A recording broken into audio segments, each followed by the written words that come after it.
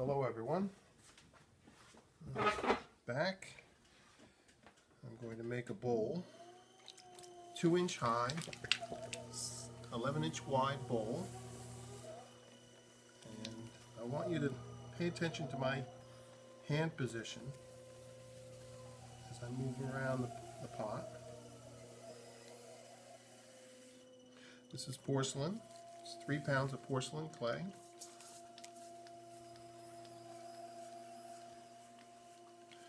I want you to pay attention to this thumb, among other things. That thumb is instrumental in creating my forms because it helps me control the outside of the form as well as my right hand out here. Now I'm going to push into the middle to compress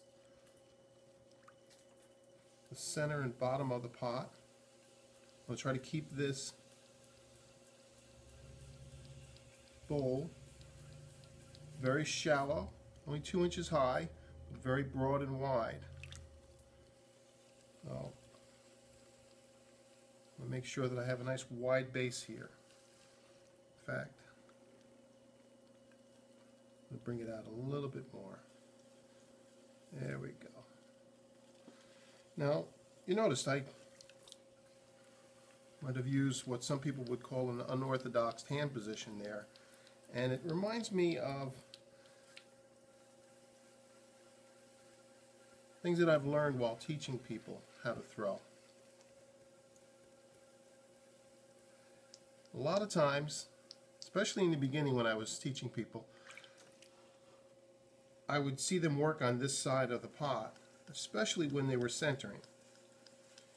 And their contention, their thought, was that they were stronger with their hand position here. Over the years I've learned whatever works. I personally, when the clay's coming into your hand, it makes it a little bit more awkward.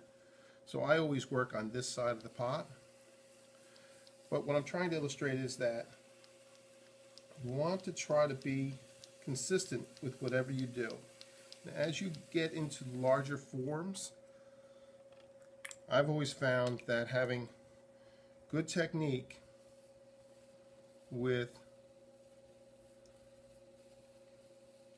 your pottery, good technique meaning proper hand position, traditional hand position, and so forth, does help you when you make larger pieces. So if you're making a larger piece and you're struggling and you're working with the clay coming into your hands, while I'm open to it, I want you to understand too that that may be the cause of it, among other things. And like I said, I want to push some more clay down and into the center. What I'm trying to avoid is cracking, or S-cracking as it's commonly referred to. Okay. Don't want to go too thin. I'm trying to compress that middle. There we go. Let's use the rib again. Now, a little trick about the rib. If I take this edge here and go over the middle of the pot and I dig in, I will grab clay.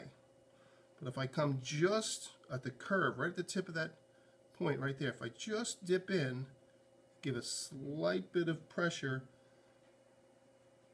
with my left hand, a little less with my right, obviously the left side of the rib will be a little bit lower. Doesn't take a lot of pressure. Alright, now that I've got that base, it's one of the key elements of making a good pot. Make your base, your inside, as sound as possible. Just bringing a little bit more clay to the outside. I don't need to be going that fast. I wanted to illustrate something very important. Now let's just say, in the process of making your pot, you didn't center the pot properly. So now, you're all over the place. You can see that. It's wobbly. This is when keeping a strong base, keeping your elbows tucked in, and really not allowing your hands to float or move with the shape. What I'm going to do is I'm going to tuck that thumb underneath. That's going to control this area below the form. Then I'm going to come with the sponge, and this is again personal preference. Some people come across with their pinky, with their middle finger. I like to use the sponge so the clay slides, and I'm going to wrap that whole side. I'm going to make a couple of contact points with this finger, and supporting with that finger. And underneath is going to be controlled by that thumb. And then the inside, you'll see I'll make contact with the inside and I'll smooth that out. Well, as I just did. So again, the wheel is going slow. I'm forcing the clay through my fingers, and I've recentered the clay. Pretty common, simple technique, but a lot of times people start throwing a form and they get it vertical or they get it wide, and they don't understand why they've lost their form. It's because when it was first being built, it's like a house. When it's first being built, they didn't have the foundation strong enough and true enough. Again, I like to keep a nice thick lip. I don't like to go too thin there. Now my goal here, I just did a pull without explaining much or anything. My goal, especially with a bowl, is to allow the inside hand to come over the top, if you will, of the outside hand. So I'm going to push this clay here over the top of my outside hand, and in the process I'm going to lift the clay up, sort of doing an S curve between my fingertips. Common question, which hand do you apply pressure with? Now here I am recentering that lip. Which hand is above the other? I generally keep my outside hand below when I'm lifting, when I'm doing a pull. I'm creating this form, this bowl. Not too much, no, good. I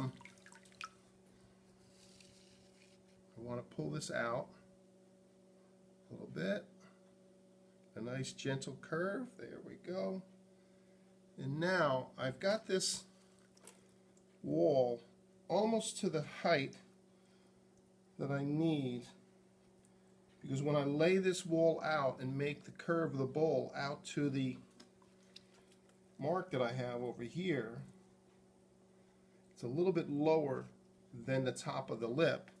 When I bring this bowl form out a little bit more, the wheel's going nice and easy. It's going to come right to that point. That's good. I'll slow the wheel down. Some of that water out. I use too much water in some people's opinion, I'm sure.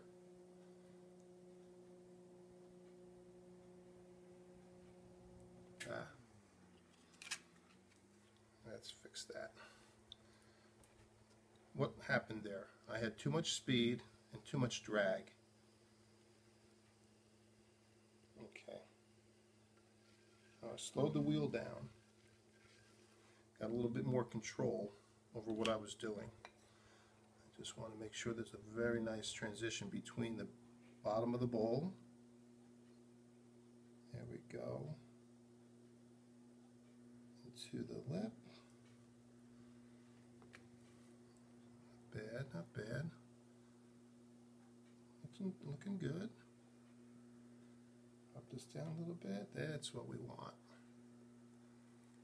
I'm going to round this off a little bit.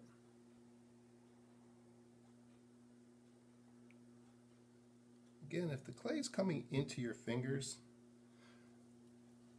I think it's a little bit more difficult to have these delicate moments. Understand it when you're centering. That makes all the sense in the world. You need that extra oomph, whatever you're comfortable with. But as you progress and you make larger forms, it's all connected. So be prepared to go and have your hands on the right side. Now, just going to give a nice, gentle S curve. That could have been better.